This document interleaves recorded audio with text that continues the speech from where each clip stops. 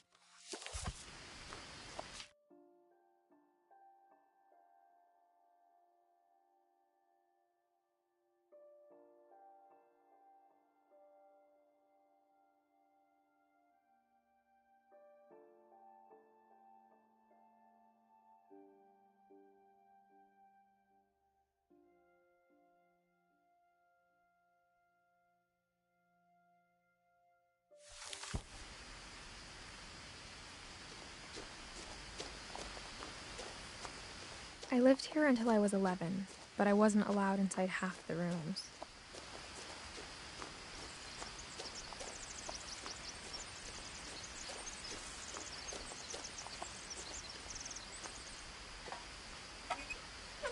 Inside the mailbox were bills from 7 years ago, marked urgent, open immediately.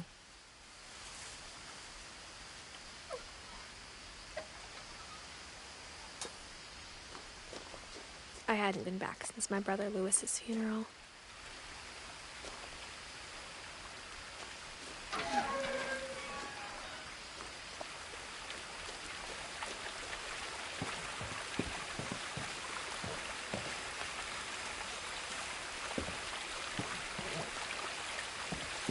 In her will, my mother left me a key, but didn't tell me what it unlocked. Maybe she thought I'd know. Or she thought that the mystery would be enough to bring me back.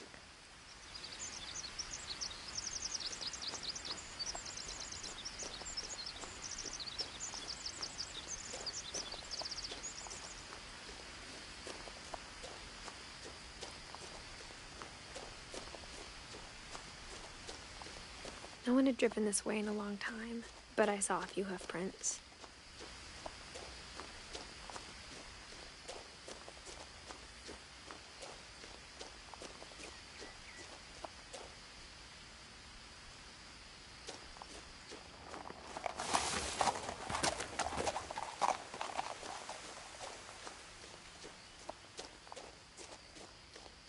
The truth is, even after I inherited the house, I never thought I'd come back to it.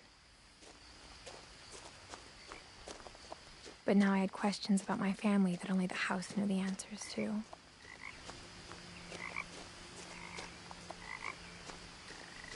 The house was exactly like I remembered it, the way I'd been dreaming about it.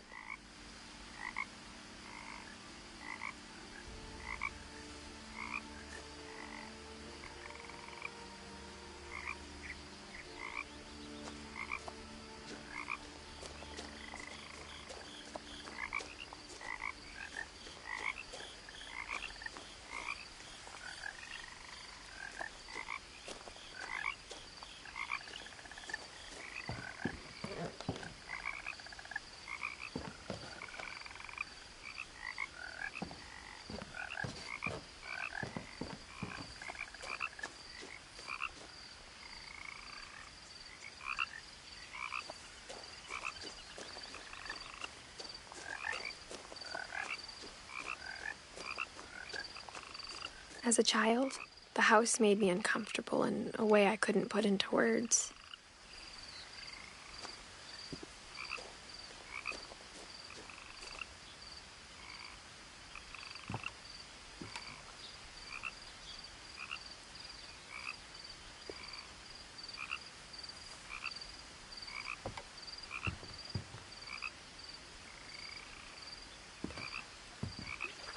Now, as a 17-year-old, I knew exactly what those words were. I was afraid of the house.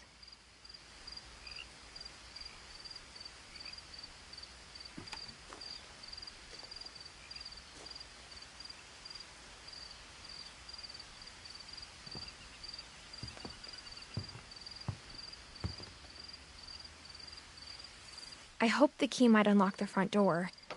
It didn't.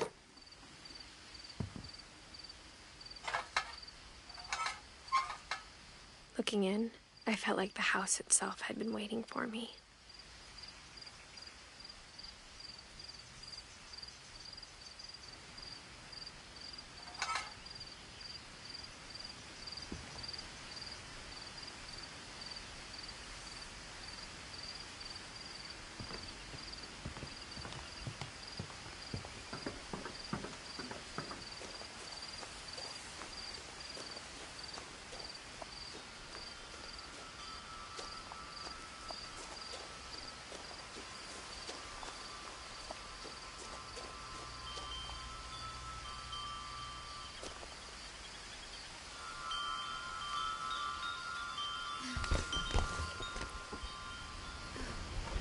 Crawling through the doggy door used to be a lot easier when I was 11.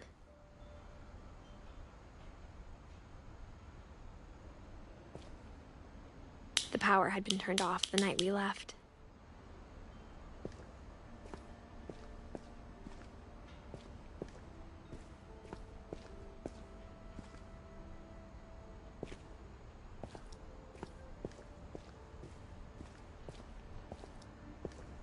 For the first time in years, I felt like I was home.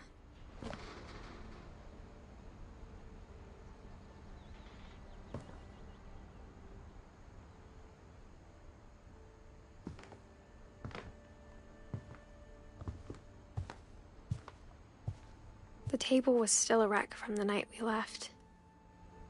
It was like a bomb had gone off, killing everyone but sparing the furniture.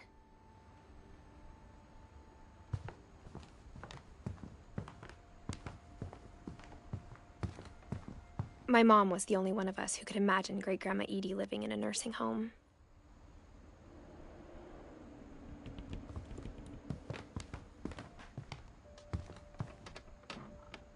Nothing in the house looked abnormal. There was just too much of it, like a smile with too many teeth. Even the fireplace had a story. Edie told me the bricks came from the original house, after it sank.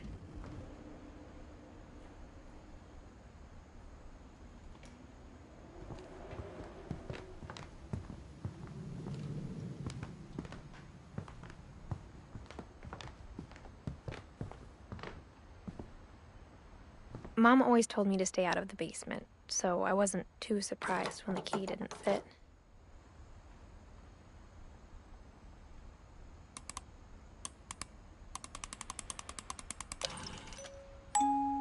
Great-Grandpa Sven built a music box for Barbara, along with the rest of the house.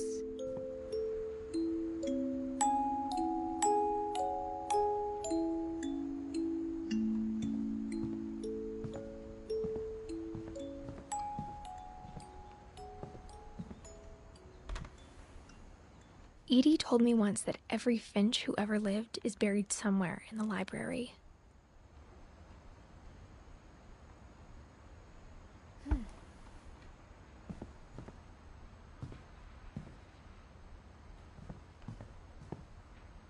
My mom wasn't much of an optimist, but she never stopped believing that my brother Milton was alive.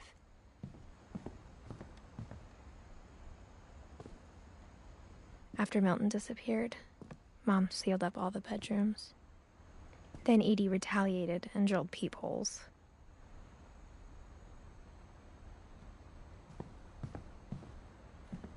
I spent a lot of time playing in Great Uncle Walter's room. I think my mom sometimes regretted not sealing it up. Lewis told me there were secret passages, but I never believed him.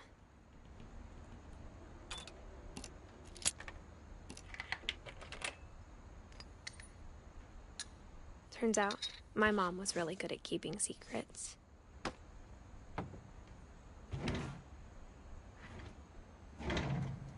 Now it was time to find out what my mom had been afraid of.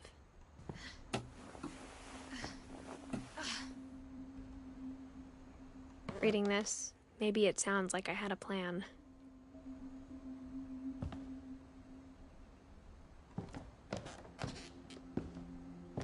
but I had no idea what was behind that door.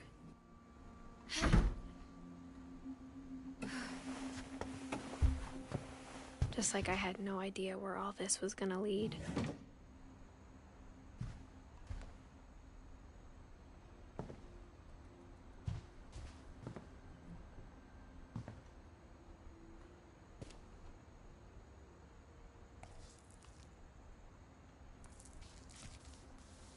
December 13th, 1947.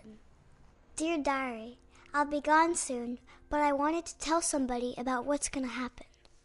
It started when Mom sent me to bed without dinner. I woke up and I was starving, so I looked around for something to eat. The gerbil food was dry, but I didn't mind it.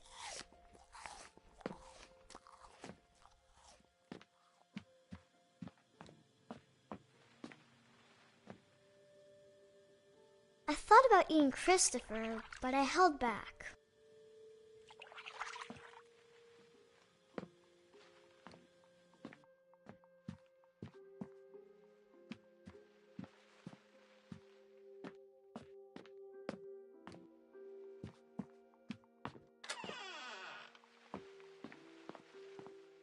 I kept eating and eating.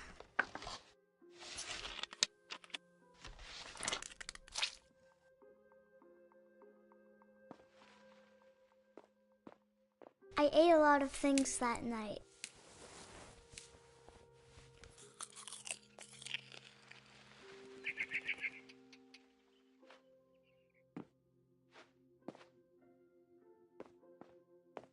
Then I heard chirping outside my window.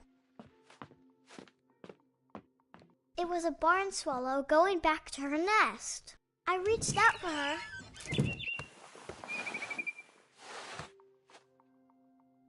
And suddenly, I was a cat. I tried to be quiet, but the bird was really scared.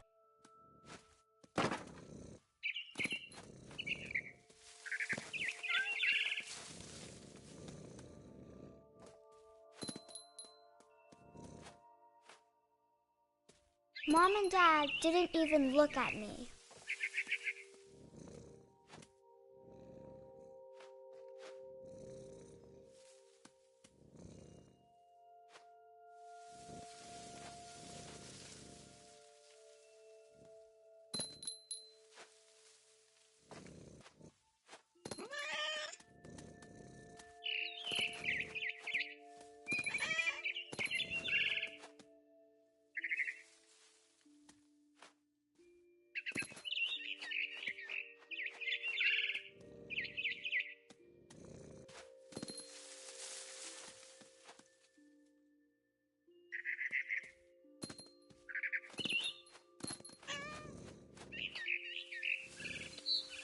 I jumped and I almost got her.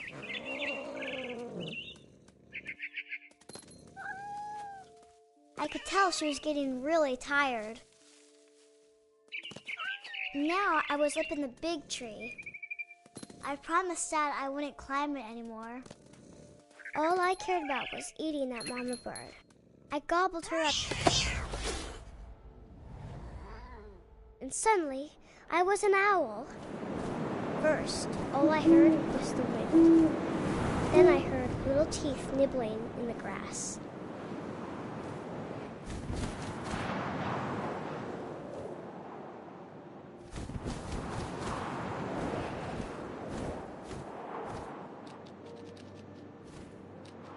Rabbits.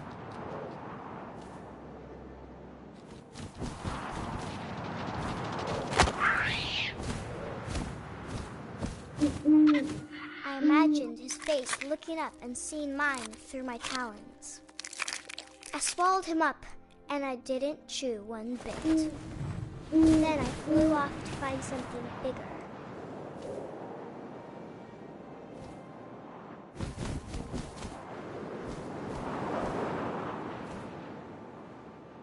A mama rabbit.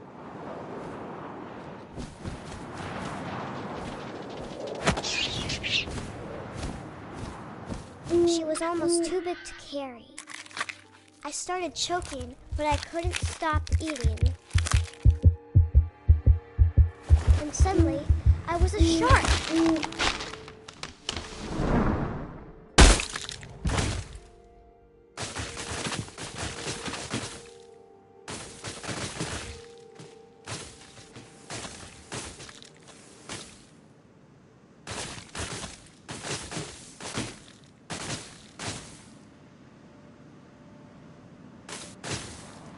I rolled off a cliff and into the ocean.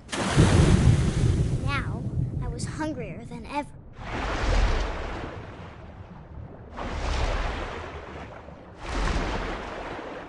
I wanted fat, juicy seals.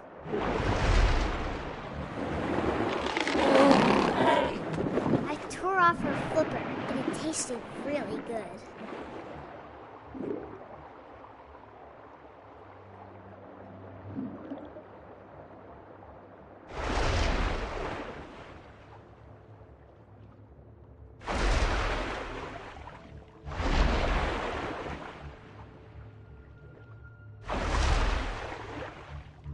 Grabbed on tight, but I was so hungry, I jumped out of the water.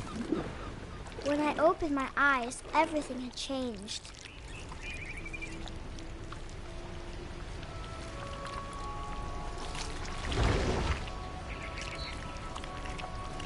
Now I was a monster, and I smelled people everywhere.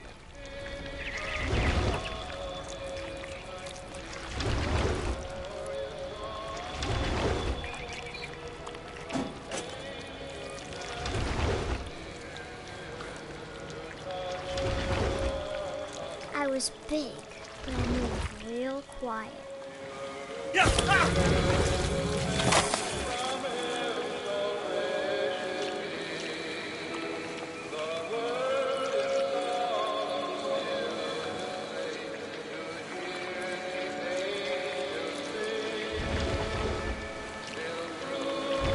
I wanted to stop, but also I didn't.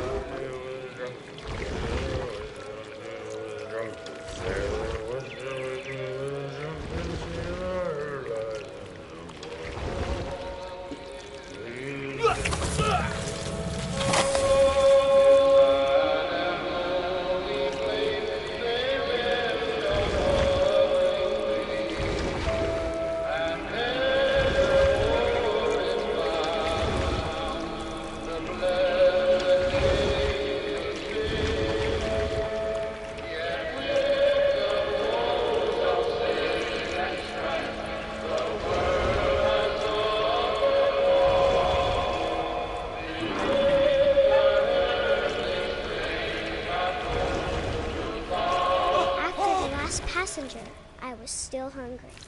And across the water, I smelled something new. Something I had to have, so I swam towards it.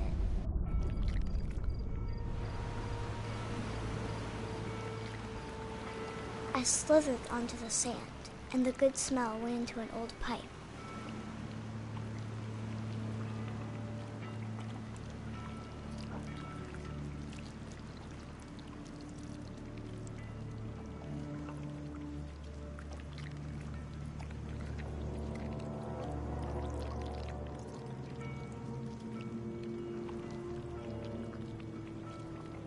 I got closer and closer.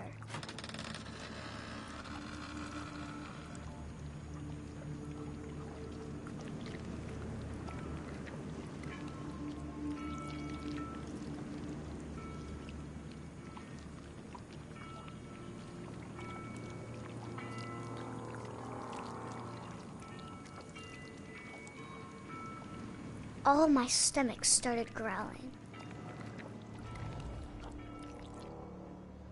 And suddenly, I was me again. I held my breath for a long time, but I couldn't hear anything. I think it's waiting for me to fall asleep. But it's not going to wait much longer. It needs to feed, and we both know I will be delicious.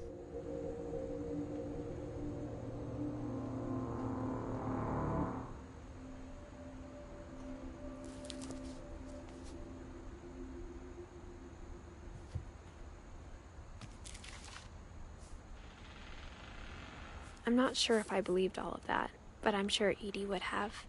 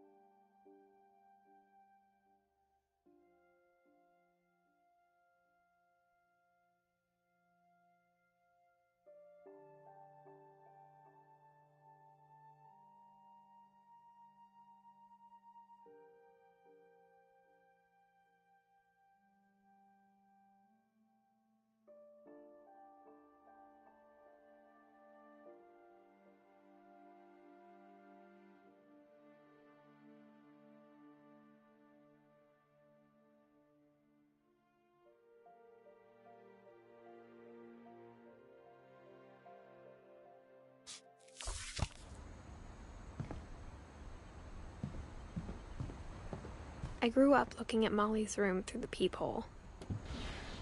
Molly's gerbil had a tiny bedroom with its own even tinier gerbil cage.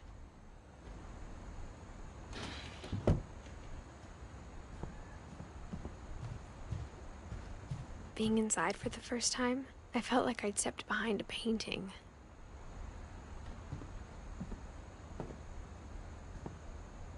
I can't describe it, but I felt like some part of Molly was still here.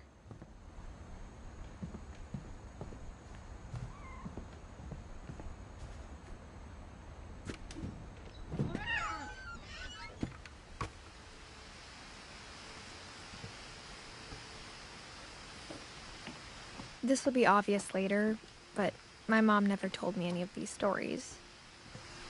Edie would have, but Mom didn't like bringing up the past. Though, when we adopted a stray kitten, she was the one who named it Molly.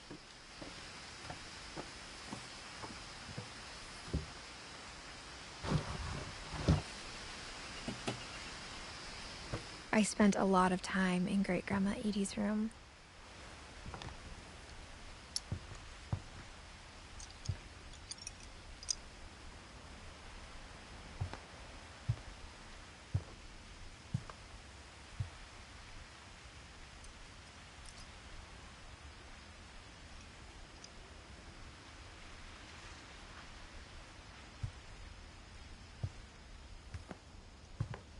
When Edie told people Sven was killed by a dragon, she could also have said he was building a dragon-shaped slide that collapsed. She could have, but she didn't.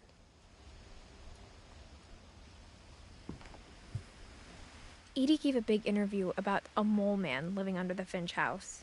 My mom was furious.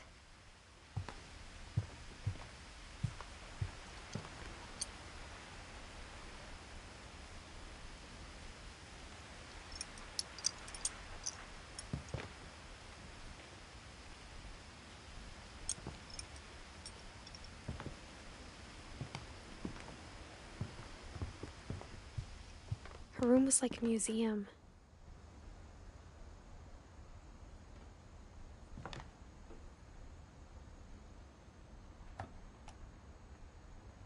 For 500 years, the Finches have been famous throughout Norway for their fortune and misfortune.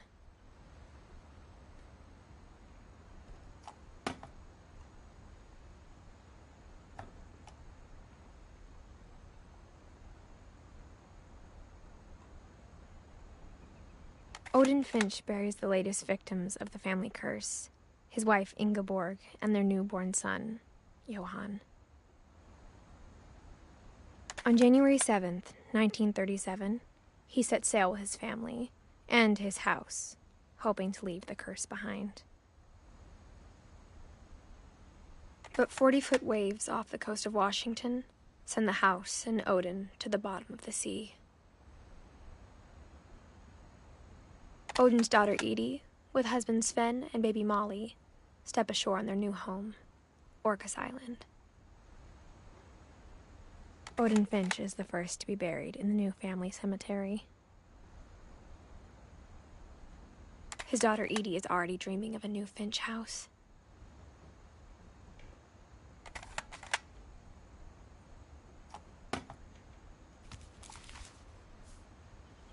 Whatever's wrong with this family, it goes back a long ways.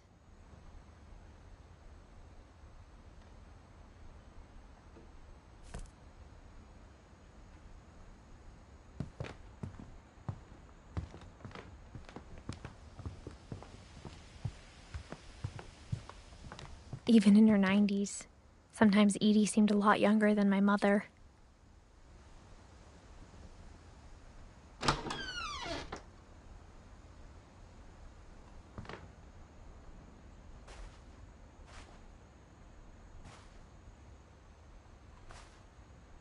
The only trace Grandpa Sam's first wife, Kay, left on the house was the pink bathroom.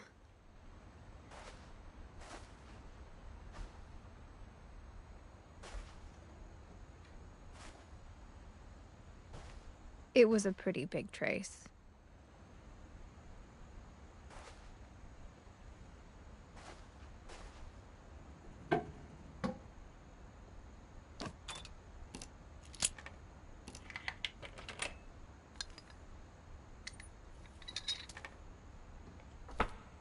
There's a secret in this bathroom. It's in the last place you would look. It isn't in the cupboard. It's hidden in this book.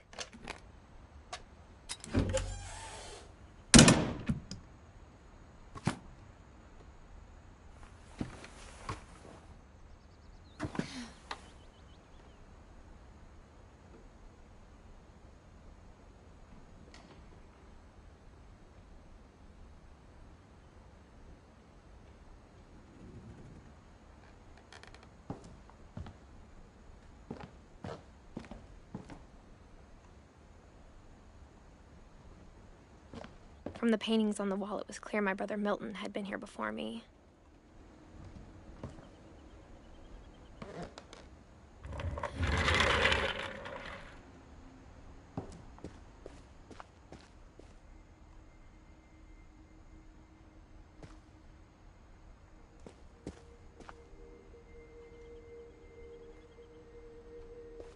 I knew Grandpa Sam had a twin,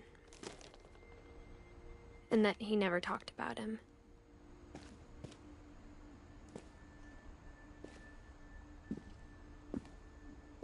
I guess my grandpa didn't like history any more than my mom did.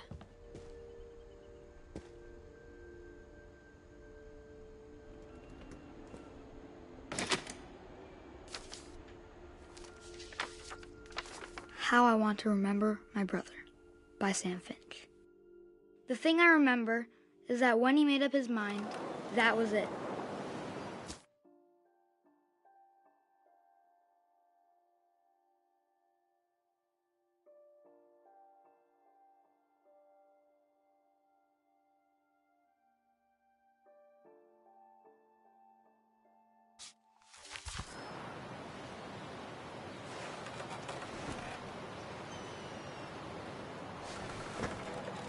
My brother said he'd die before he ate another mushroom, and he did.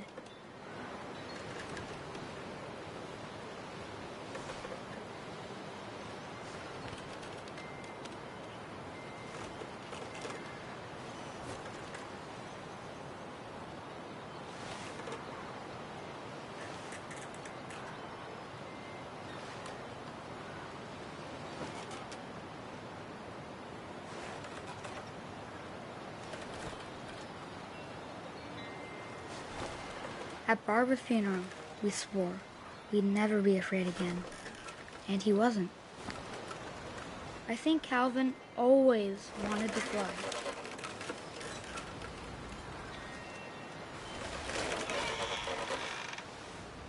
Sam! Calvin! Dinner's ready! Coming! But that day, he finally made up his mind to do it. I told him going around was impossible. Maybe if I hadn't said that.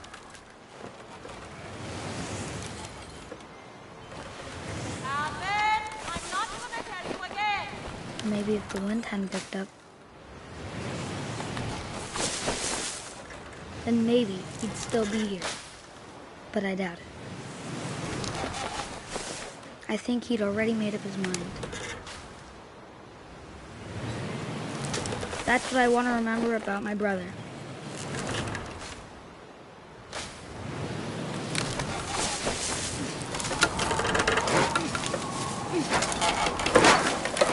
The day he made up his mind to fly. And he did.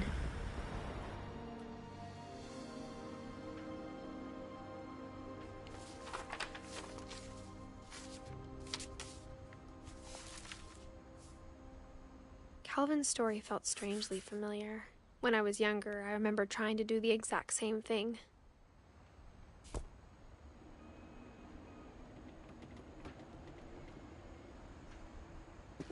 After the funeral, Edie roped off Calvin's half of the room.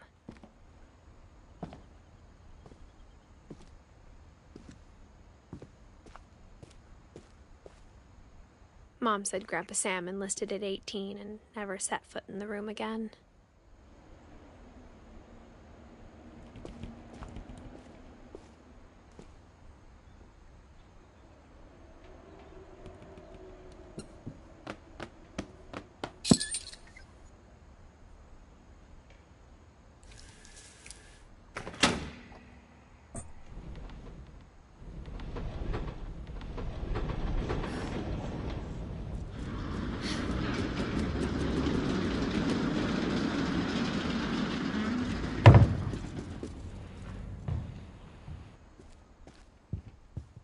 The passages were a pretty tight fit.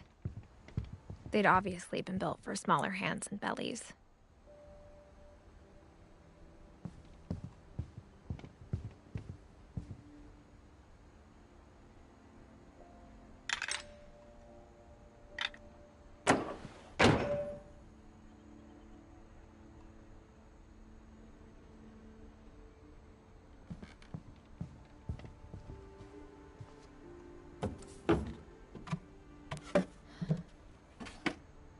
Growing up, I always thought of Barbara as a child star.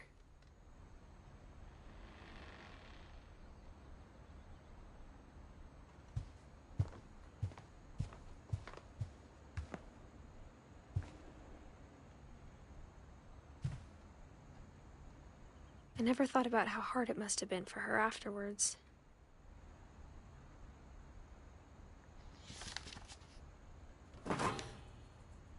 Of all the stories people wrote about Barbara's death, I'm surprised Edie saved this one.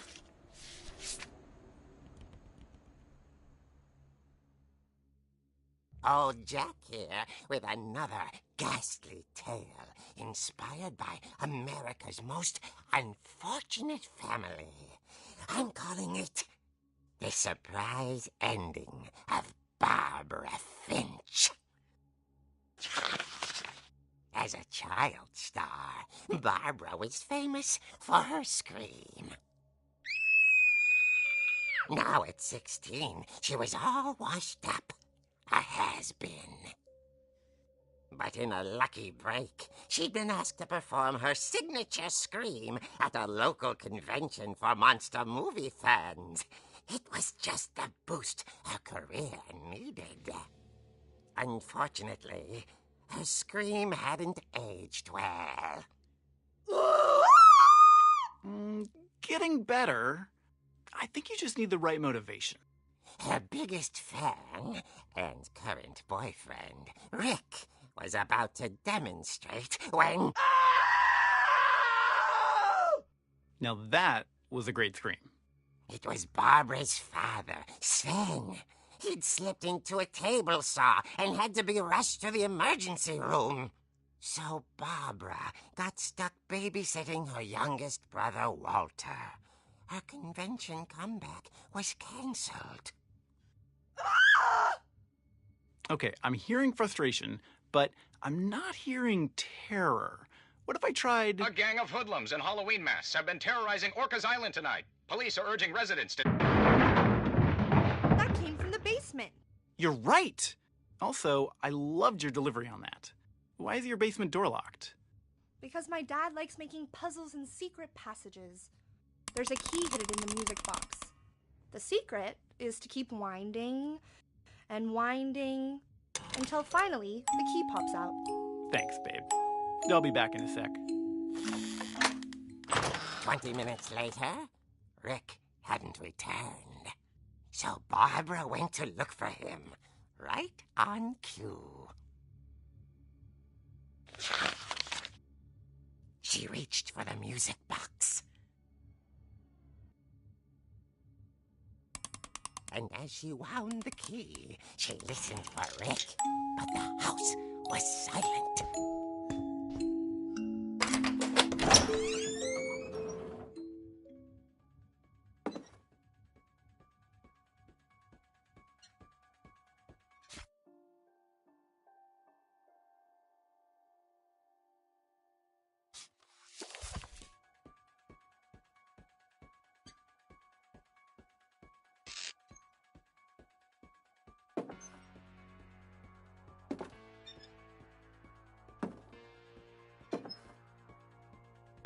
She found Rick's crutch and imagined the worst.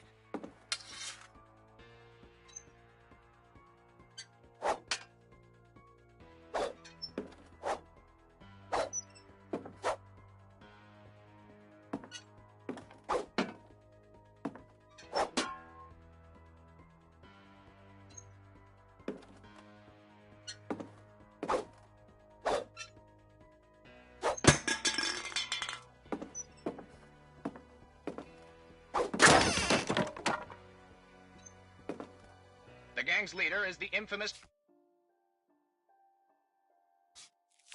Hookman killer, Dr. Carl Hamill, who impaled and then ate his family 10 years ago tonight.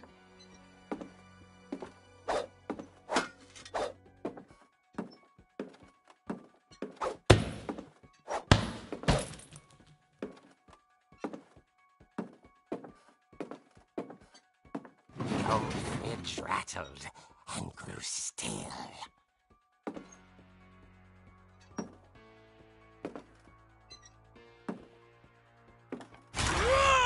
Oh, dear! Oh! Rick? Barb, relax. I was just trying to scare you to help you find your scream. Well, I'm not scared, Rick. I'm furious.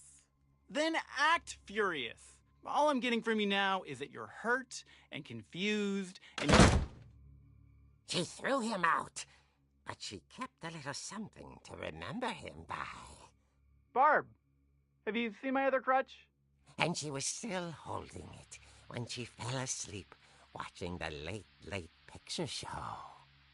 Hours later... Barbara! Walter, what's going on up there? Okay, I'm coming up, but if this is a trick, you're dead, Walter.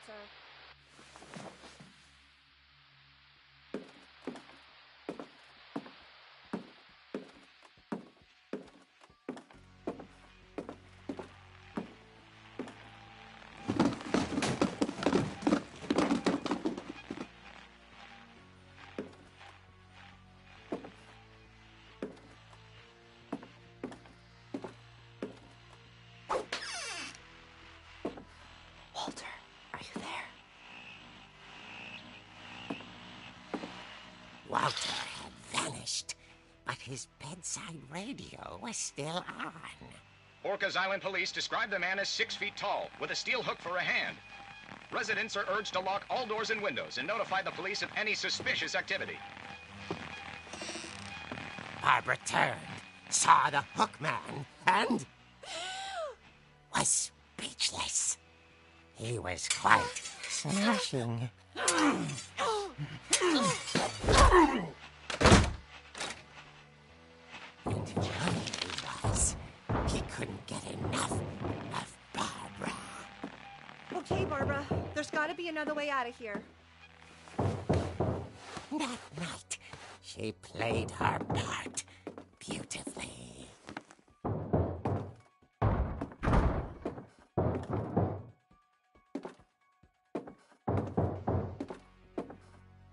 Molly's door hadn't been opened in years. The hinges groaned.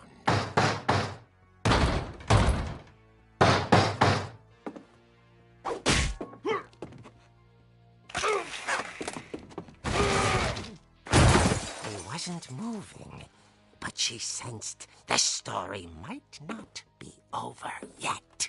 The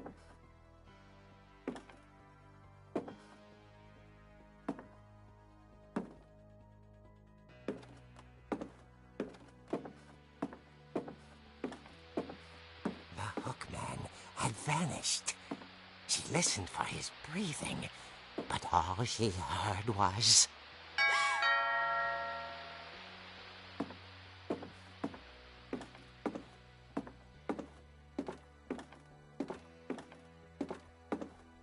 At the door, she heard whispering.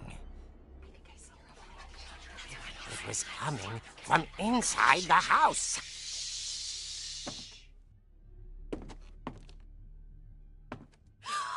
Oh dear.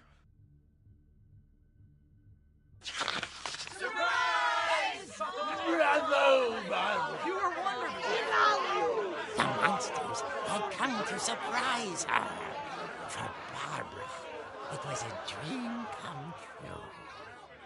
Then she saw what kind of monsters they were, and she realized what was about to happen. She was going to be famous.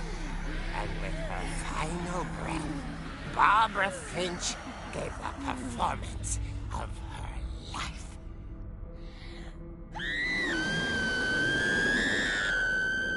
I wasn't there myself, but I hear Barbara was magnificent.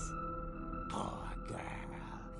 She had a taste for stardom. But unfortunately, so did her fans. Of course, the police blamed it all on poor Rick, who disappeared the same night. And little Walter, hiding under his bed the whole time. He took it all pretty hard, but that's another story. As for Barbara, tucked inside the music box is all they ever found of her. Her ear. Now that's what I call a real eerie tale.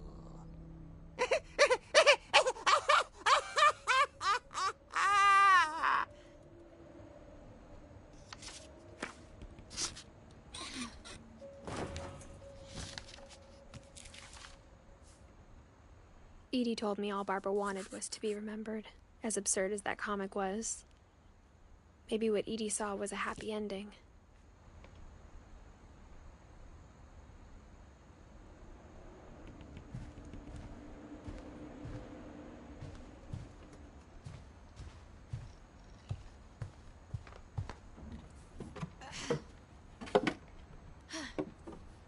I guess now I know why Mom didn't like me playing with the music box.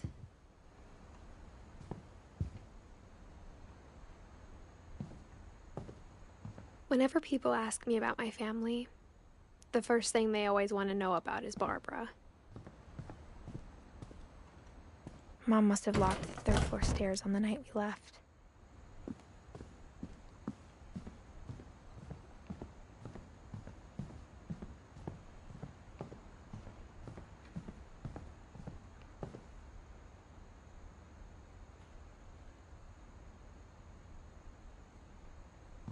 It's funny. All those times I played with the music box and never found the basement key.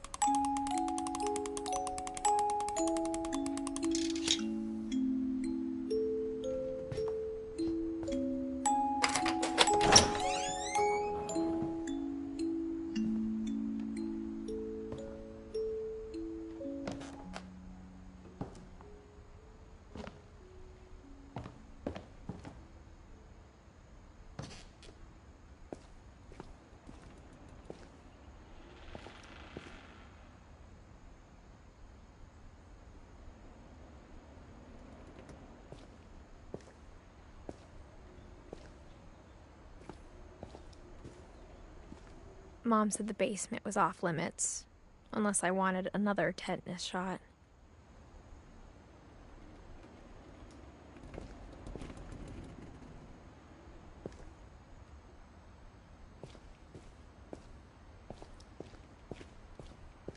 I saw Edie sneak down to the basement once, carrying packages.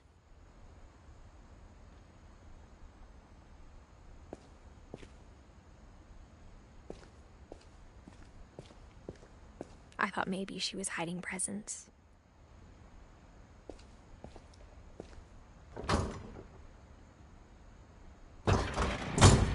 It turned out she was hiding a lot more than that.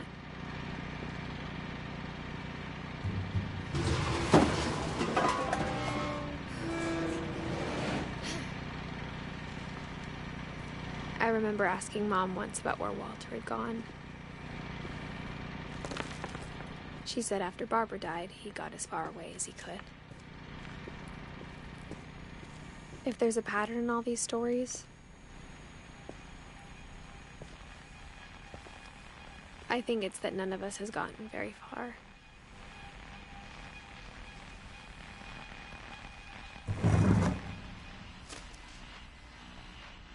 Goodbye, everyone. I can't believe I've been down here for 30 years. On that first day, after the shaking started, I didn't think I'd survive a week.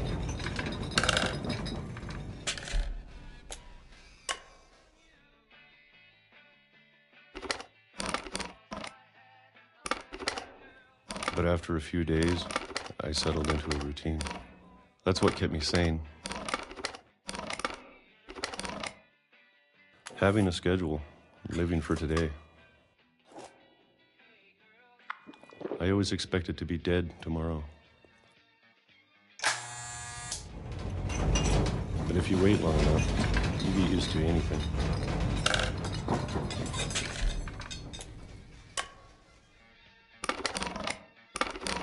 Even a monster on the other side of the door starts to feel normal.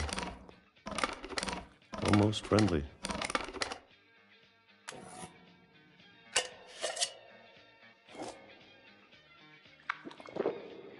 And then one day, everything just stopped. Whatever that thing was, it was gone. Maybe it got tired of waiting. Or maybe I just got tired of being afraid.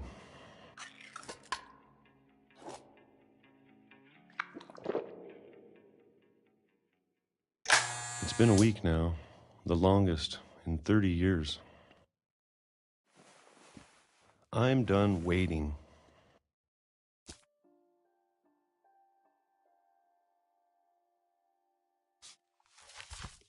I have to leave. Well, I still can.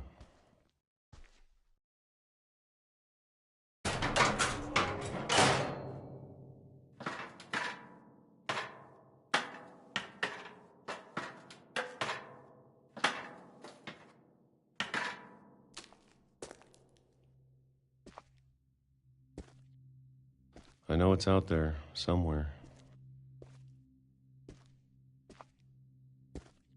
Whatever killed Barbara and Molly and Calvin. Maybe this is all a mistake.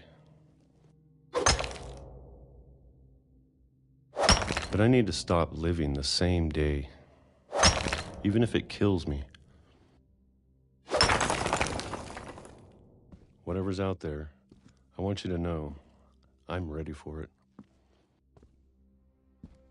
I'm going to appreciate all of it, especially the food. I don't mind if I only have a year left, or a month, or a single week. I'd be happy with one new day. I can already imagine the sun on my face.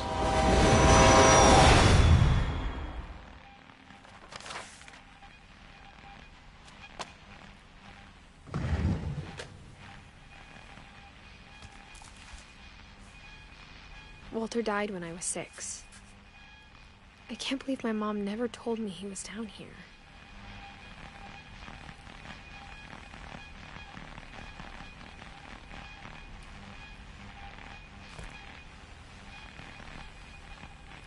I'm sure my mom was trying to protect me.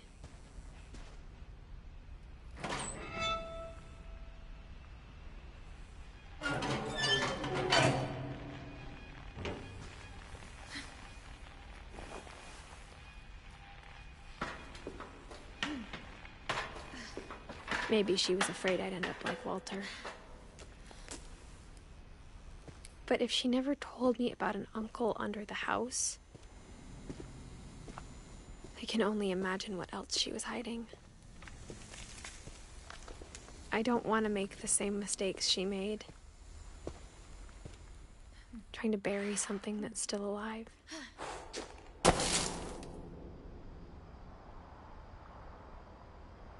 Now that there's only one of us left, or maybe two, I thought it was time I heard the stories for myself and found out what happened to everyone else. But now I'm worried the stories themselves might be the problem.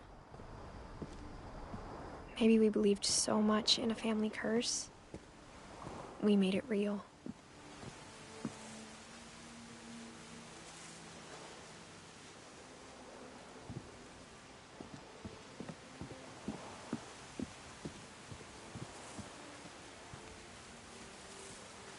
I don't know if I should even be writing this.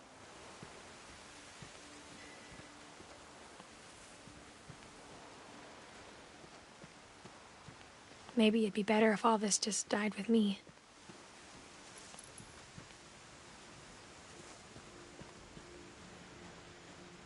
But I thought you should know about your family.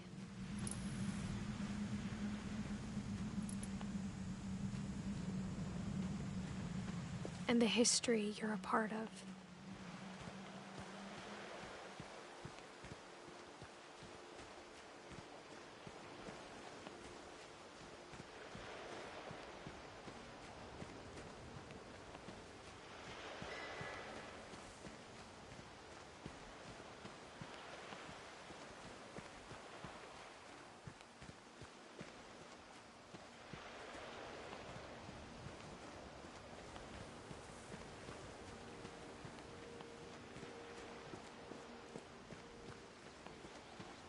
Though to be honest, I feel as lost as you probably do right now.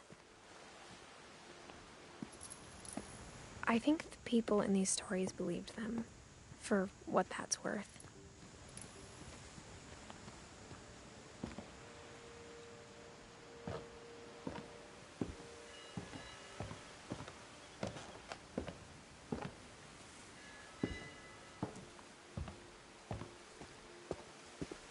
And when you look at the house, that history of imagination and stubbornness and madness, any of it seems possible.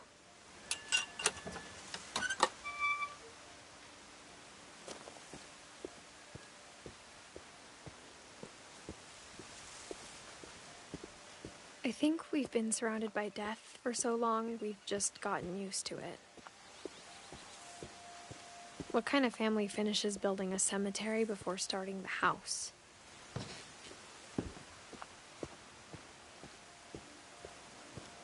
It's embarrassing for me to admit this, but the pet cemetery made me more uncomfortable than the human one.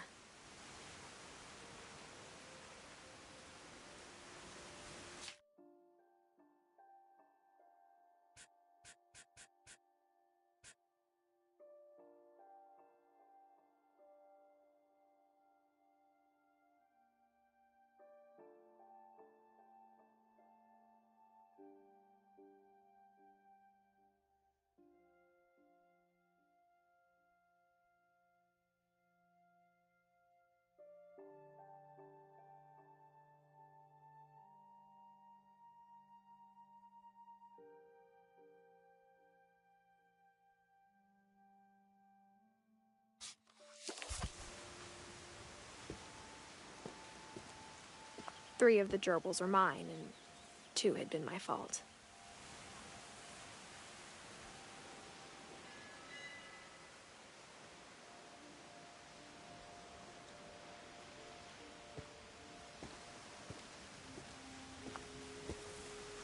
Sven built the house, but it was Edie who designed the cemetery.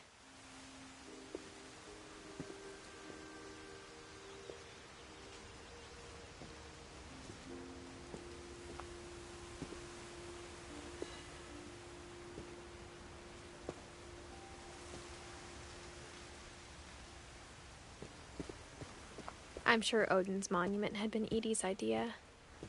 My mom was always trying to move on, but for Edie, the past never went away.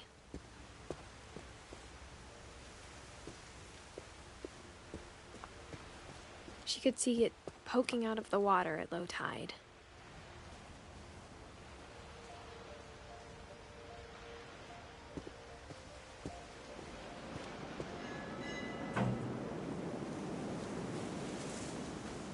Edie said she dreamed about the old house every night.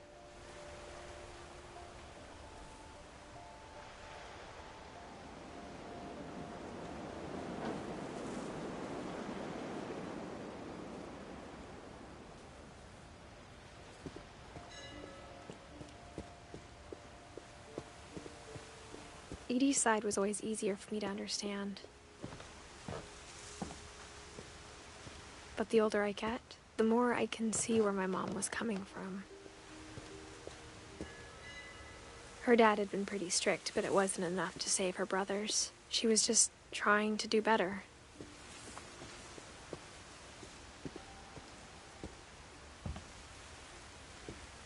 She lost 2 of her brothers, just like I did. I get why she tried so hard to protect us. There's so many things I wish I could ask my mom now. Part of me thinks this is what she wanted all along. For me to come back someday and find everything out for myself.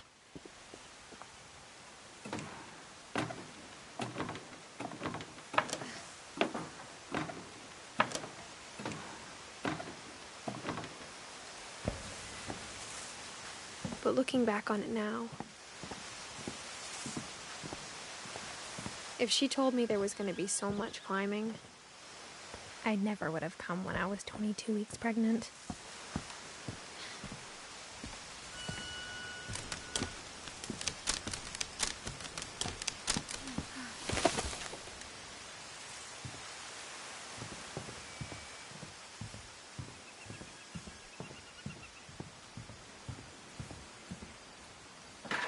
I never met Grandpa Sam, but I think he and my mom had a lot in common.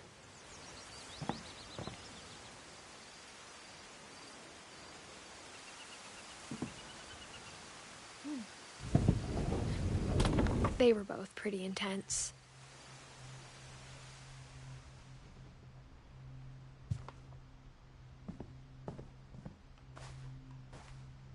Instead of hiding from death, Sam seemed to go out of his way to meet it.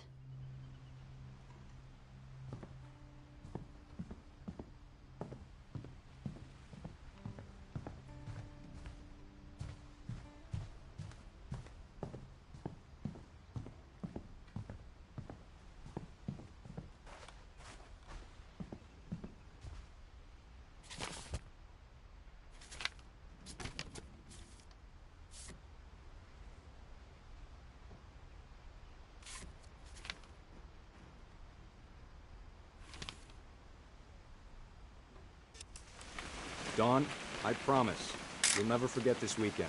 Yes, sir. These memories are gonna last a lifetime. Perfect. It's gonna rain the whole weekend, isn't it? I will never forget this weekend, Dad. That's the spirit. Okay, got it. I'm gonna take some pictures, okay? Just be careful. That camera's older than you are.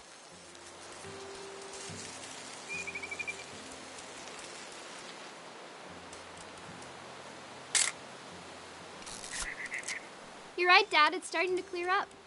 Still freezing, though.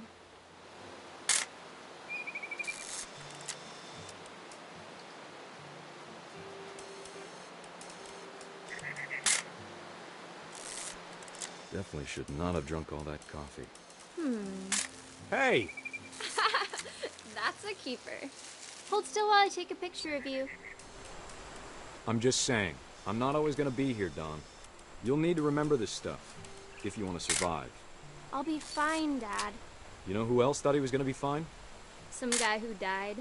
Dawn, I'm being serious. I know, Dad. You're always serious. Doesn't being out here make you want to chill out? Well, to tell you the truth, I haven't been out here in 20 years.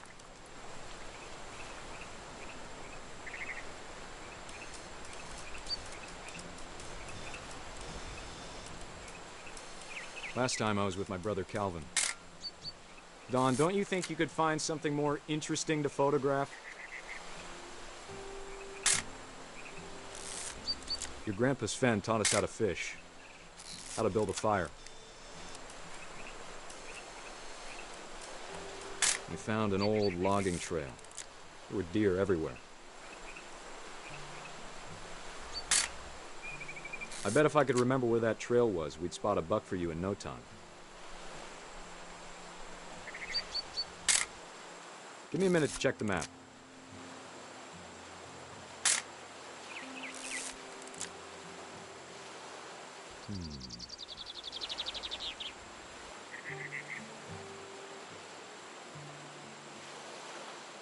Let's see.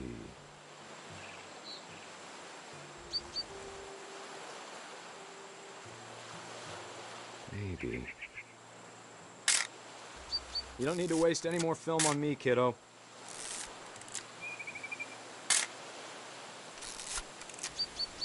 Or was it?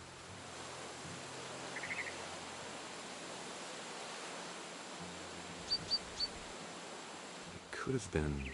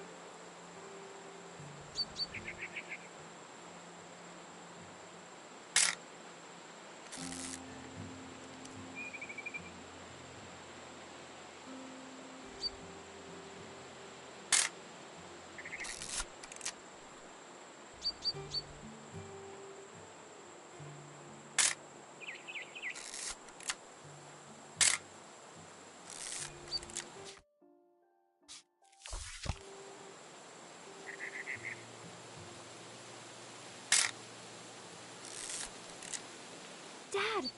Good eyes, Dawn. Before you take the shot, let me get a picture of you. Dad, I... Just breathe. Turn up. Let me get behind you. Do I have to do this?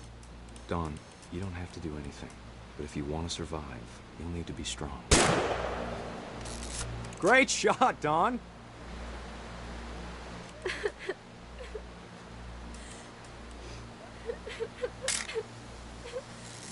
I'm proud of you, Dawn. Always remember that, okay?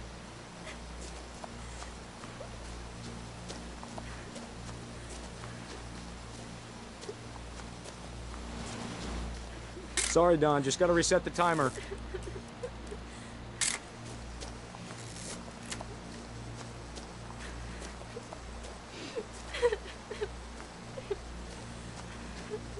Dad, it's twitching.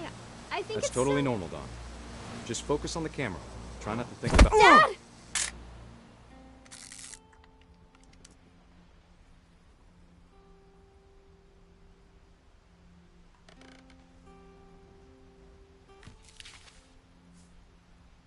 Of all these stories, that's the one I wish most that my mom had told me.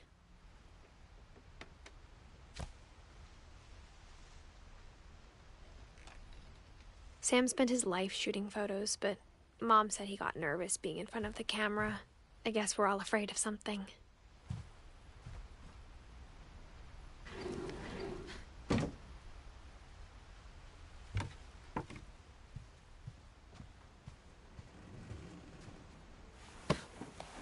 After Sam died, my mom and Edie got really close.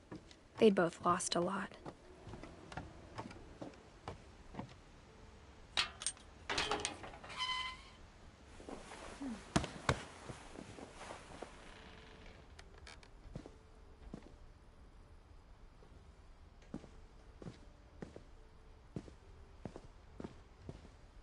I can't imagine my mom ever writing poetry, and yet...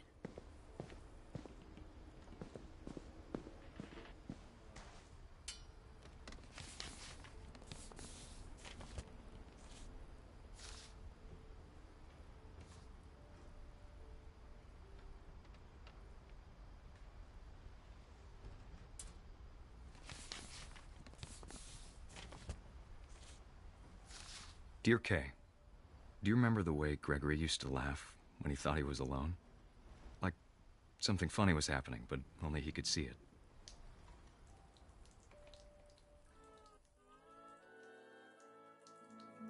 I think he saw things the rest of us don't.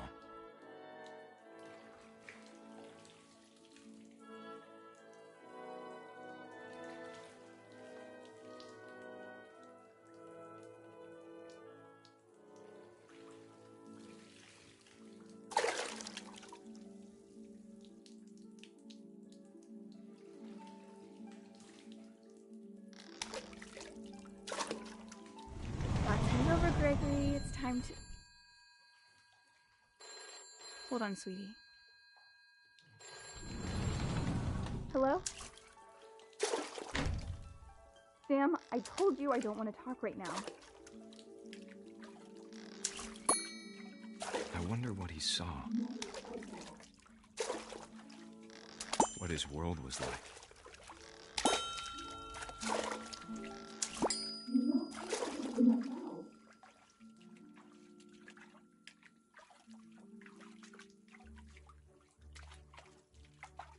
You reminded me so much of Calvin. Lost in his imagination. Whatever it was, he saw.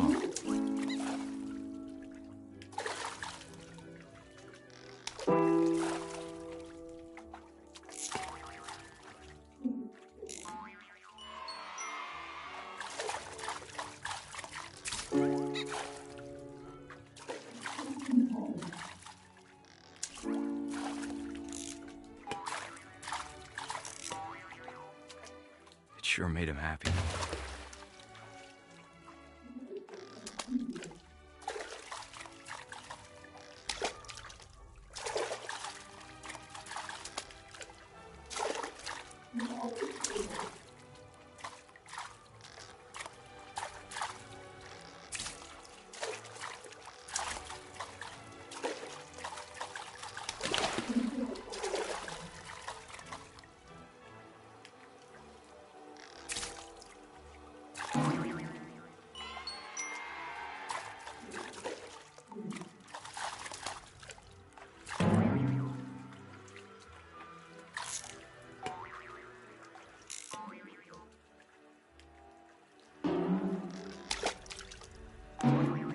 I know how silly it sounds.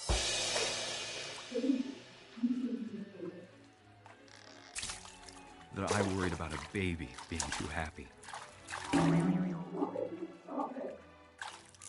But I could feel him Sorry about that, Gregory. I know you did everything you could. Maybe if I hadn't called that night. Damn it. Come on, I don't want Gregory to hear this. I wish he could have told us about the world he saw.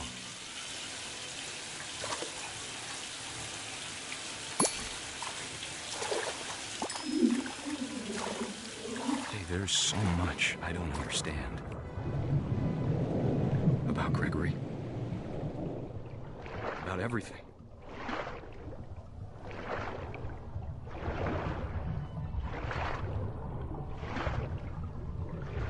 But I know what happened wasn't your fault.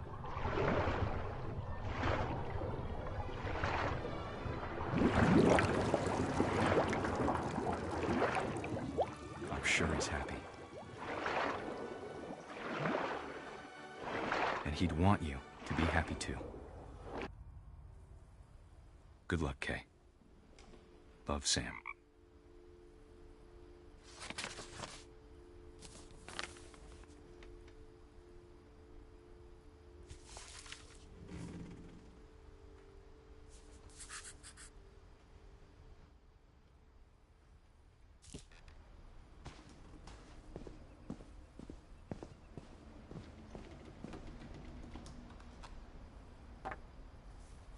A poem for Gus, who always said the wedding was a bad idea. Our father never hit us kids, at least not very hard, before the day my brother said with teenage disregard that he'd be dead before he'd see a wedding in our yard.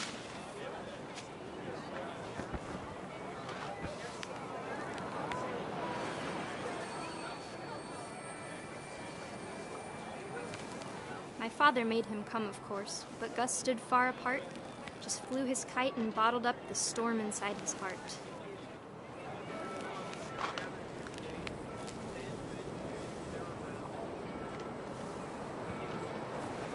I tried to talk him out of it, but though he'd never met her, we don't need a stepmom, were the words that I now remember. pronounce you husband and wife. You may kiss the bride.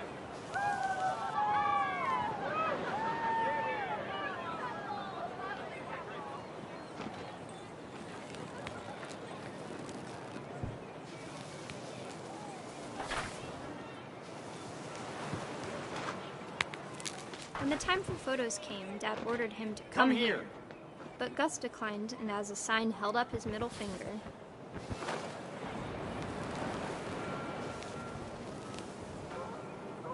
The wind picked up and panicked geese appeared and quickly went. But all the humans did that day was go inside the tent.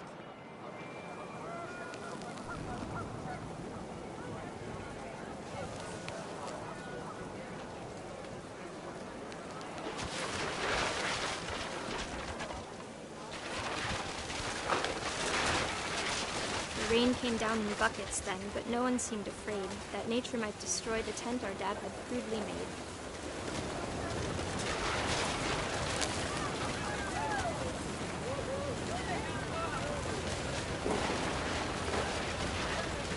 The thunder sounded much too close and full of angry power, but all my father said to this was, "Make the music louder."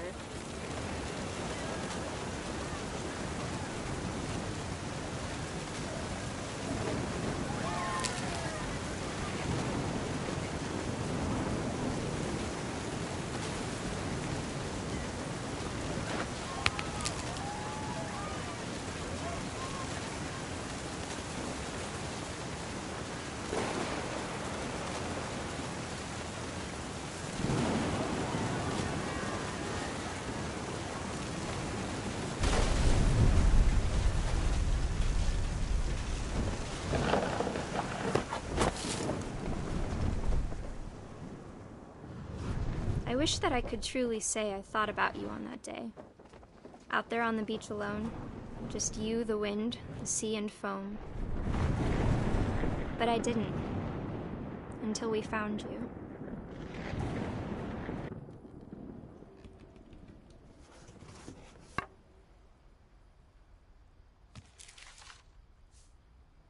She never talked about him, but Mom told me once if I was a boy, they were going to name me Gus.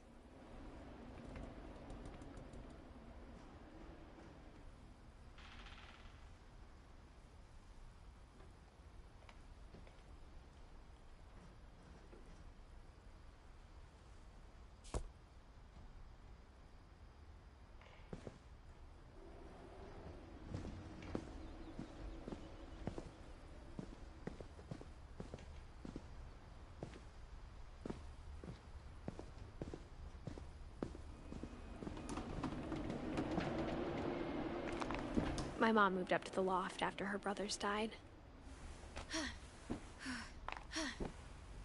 At the time, it was as far away as she could get.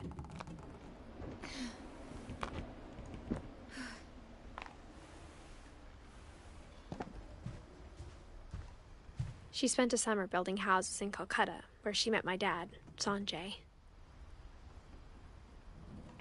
My mom moved to India a week after graduation and got a job teaching English.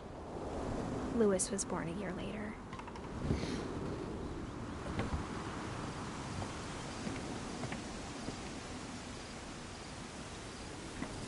When my dad died, I don't think Mom knew where else to go. I'm sure Edie was happy to have her back.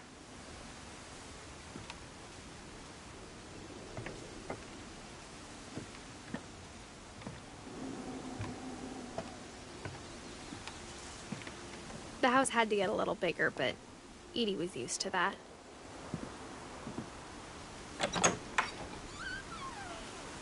And for a while, things were good.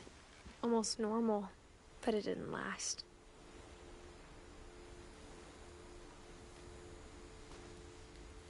The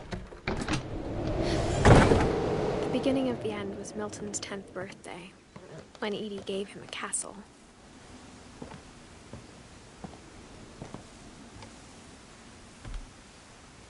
After Milton disappeared, the only thing he left behind was a room full of paintings.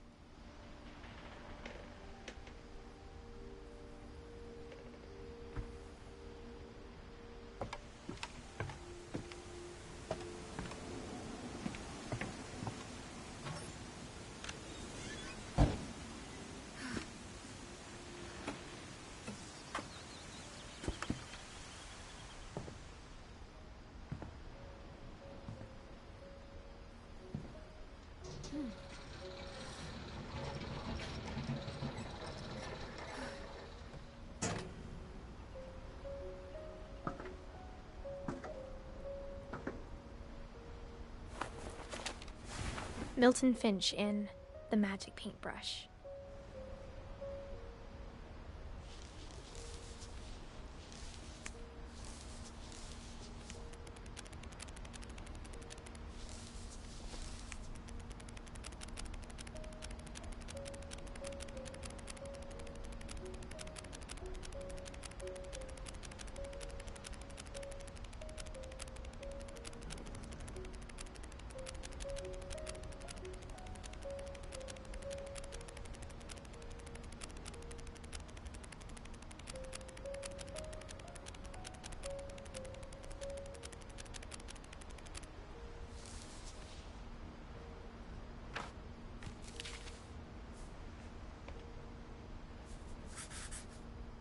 I was 4 when Milton disappeared.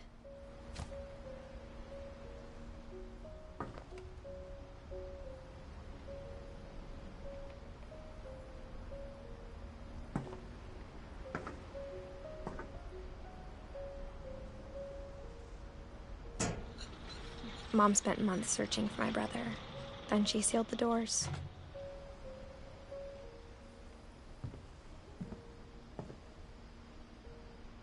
Whatever Milton had found in the house, Mom didn't want it getting out.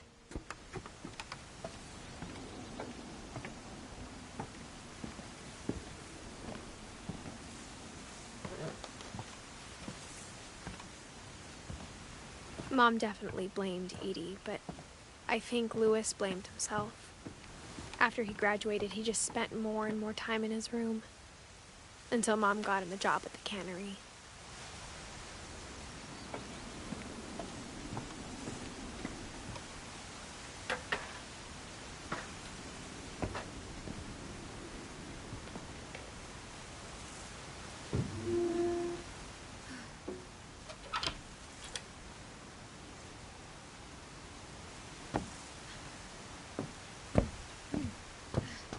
Lewis's room smelled very, very familiar.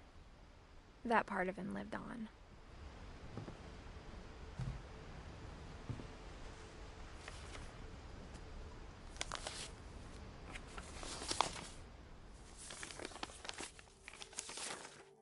Dear Mrs. Finch, as Lewis's psychiatrist, I can understand your desire for an explanation. As I see it, the trouble began in January, shortly after we convinced your son to seek treatment for substance abuse. Newly sober, I believe Lewis first noticed the monotony of his daily life.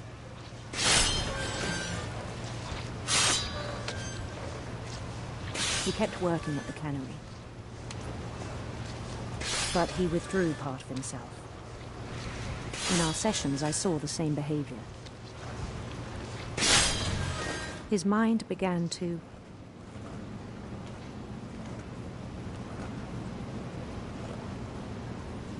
wander.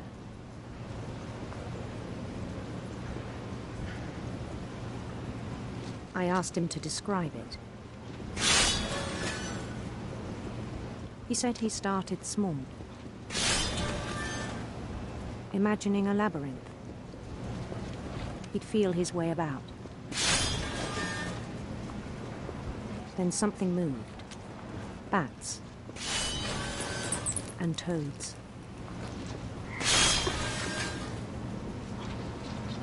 And things that have not names. He knew it was all in his head. But he took it very seriously. I had hoped he'd find himself.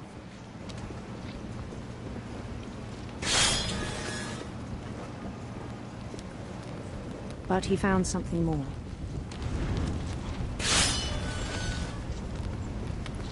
I worried about him then.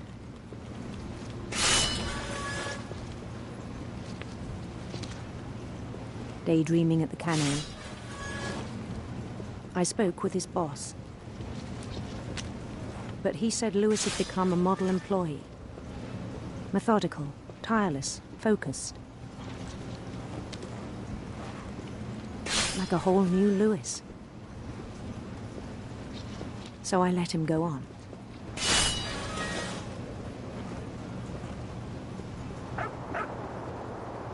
I even encouraged him. It seemed very promising at first. He told me he'd made a new friend.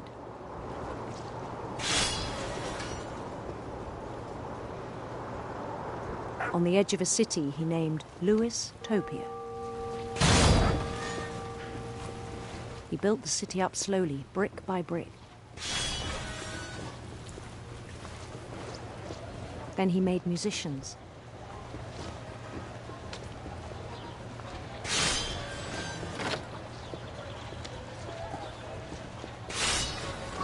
And songs for them to play. He talked about starting a band.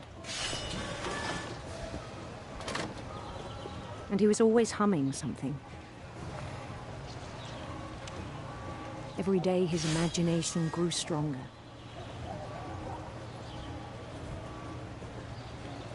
He no longer spoke at the cannery. But his chopping was as reliable as ever. Then one day it struck him that all the cheering crowds, even the stones under his feet, were all in his imagination. So he could do whatever he wished.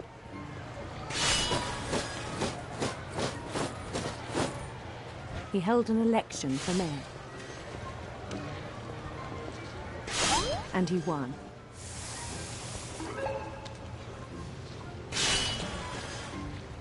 They begged him to stay, but his mind was already wandering. It became a game for him.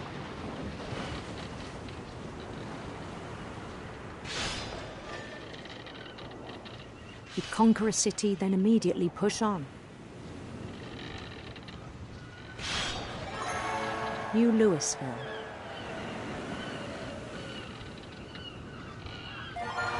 St. Louis. He started drifting away from our reality.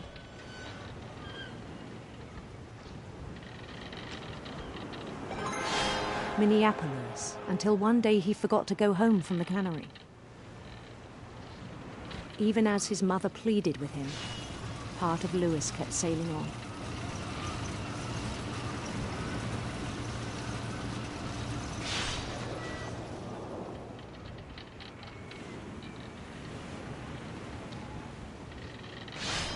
In Louisburg, he heard rumors of a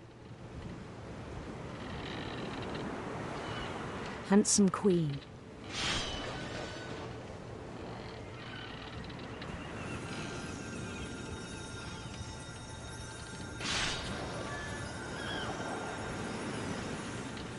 The queen was on her own quest for sinister serpents.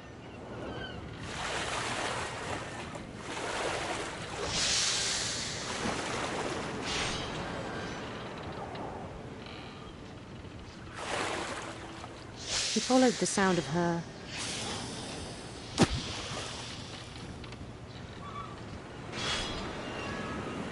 silver harp.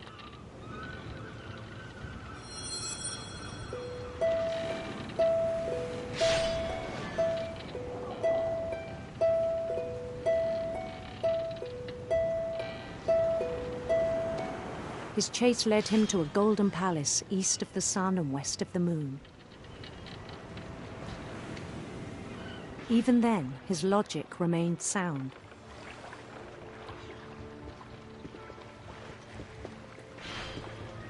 He knew the world was all in his imagination.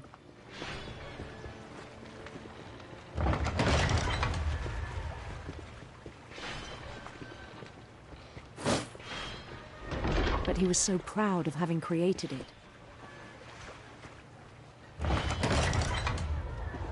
In his own eyes, he'd become something greater than a king.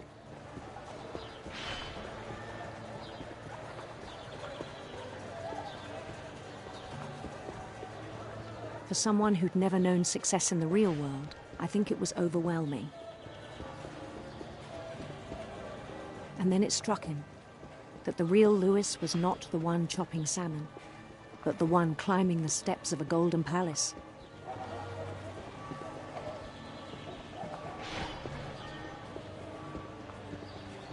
My imagination is as real as my body, he told me. It was hard to argue with him.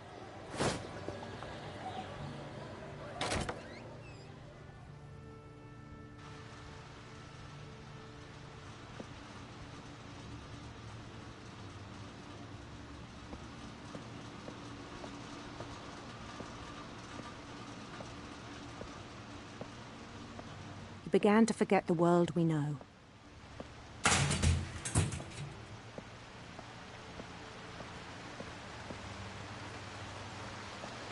I think it pained him to remember Louis, the cannery worker.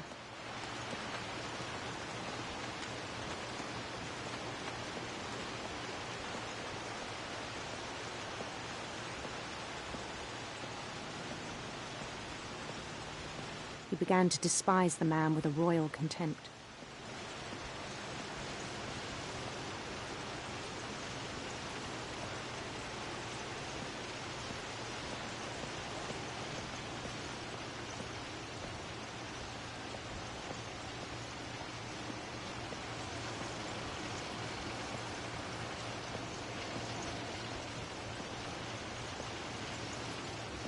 I still thought I could save him.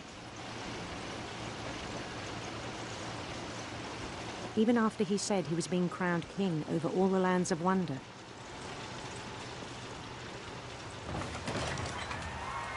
The palace would be packed with his companions.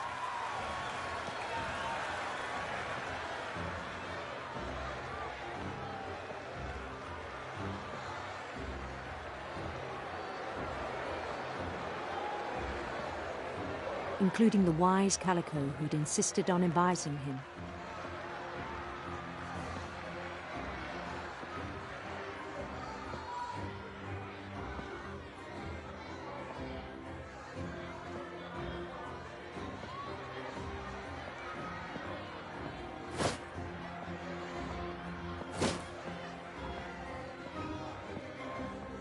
His queen waited, holding his crown.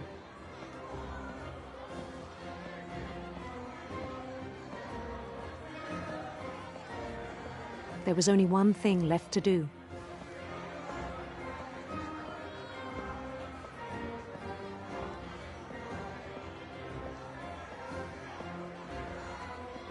Bend down his head.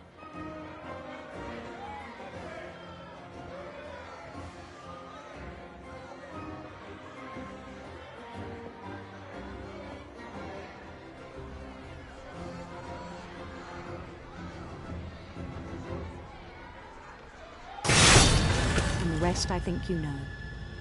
Mrs. Finch, your son was a kind man who will be missed by all of us who knew him.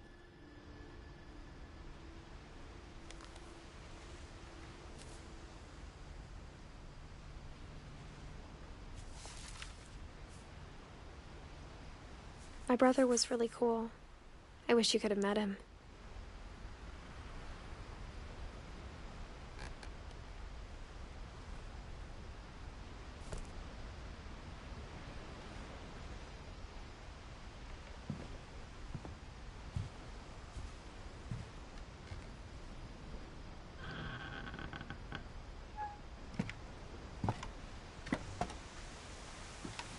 On the way back from Lewis's funeral, my mom told me to start packing. She waited until the day before we left to tell Edie. I'm not sure if she wanted to make it easier or harder.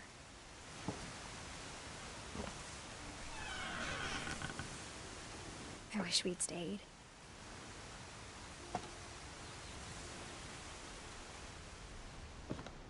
But I understand why we left. My mom ended up leaving everything behind.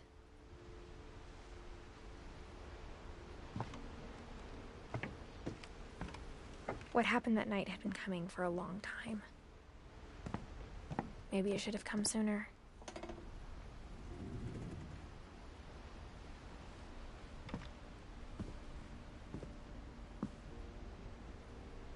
But it had to end one way or another. All that's left now is to tell you about that last night.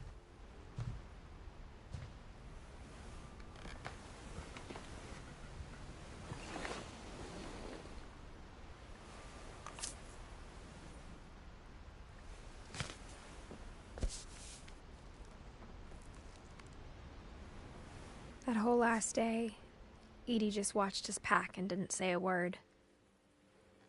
Until supper, when she raised her glass and said, "To our final night together, and all our final nights apart." Grandma, you know what I said about alcohol.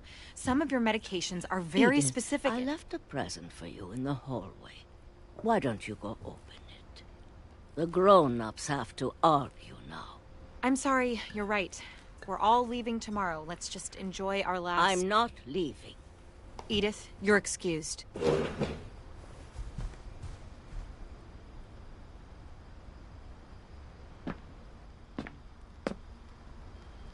The power had been shut off that morning, but Edie always had plenty of candles. When my mom sealed the library, I don't think she knew about the other entrance. Or that Edie had a key to it.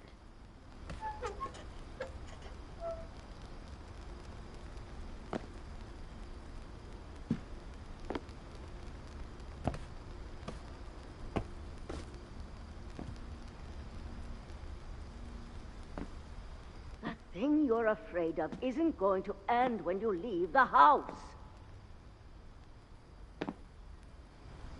Edith has a right to know these stories. My children are dead because of your stories. I think it's best if Edith and I leave tonight. We'll have the nursing home send a van for you in the morning, okay?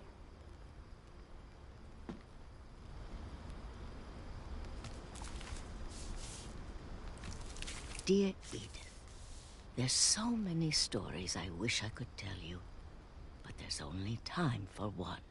This is about what happened on the night you were born. That night, the tide went way, way out. It was the first and last time I ever saw the old house aground. There'd been an earthquake out in the middle of the ocean. They called it the lowest tide in 1,000 years. God, it smelled awful. You know, I've seen that house every day of my life.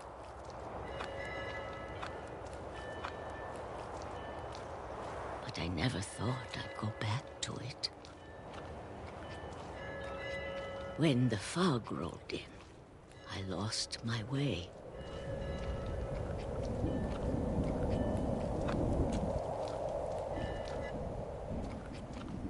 I got turned around.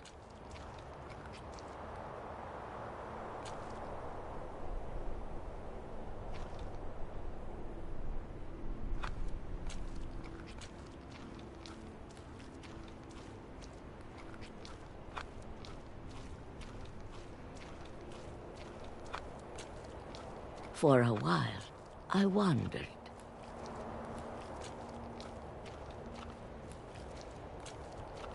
I started seeing things.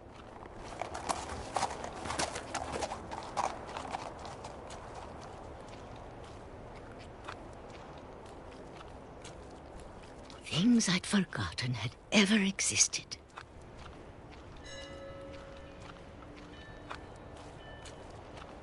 But when I saw them, they felt like old friends. That night, a lot of things came back to me. Or maybe I came back to them.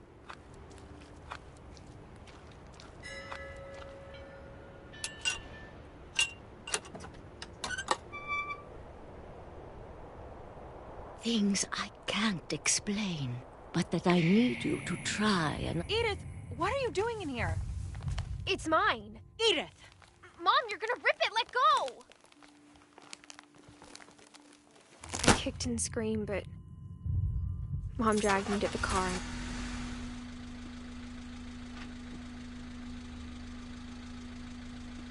I never saw Great-Grandma Edie again. The next morning, the band came to pick her up, but she was already gone. After that, we moved around a lot.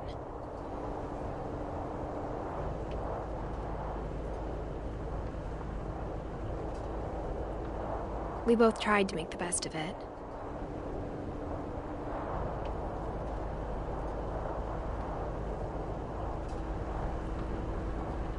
A few years went by.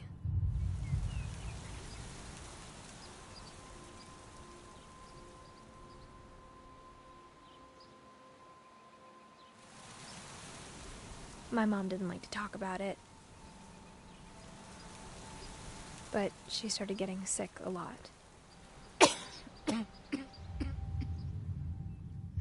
She got better for a while, and then she didn't. And then I was alone. The last Finch left alive.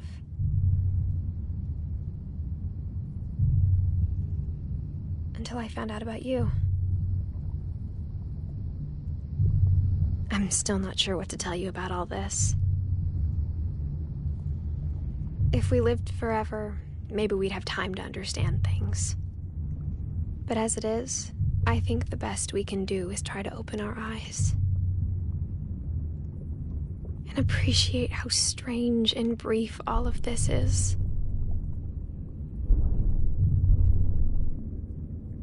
This journal was supposed to be for you. But now I hope you'll never see it. I just want to meet you. And tell you all these stories myself. But I guess if you're reading this now, things didn't work out that way.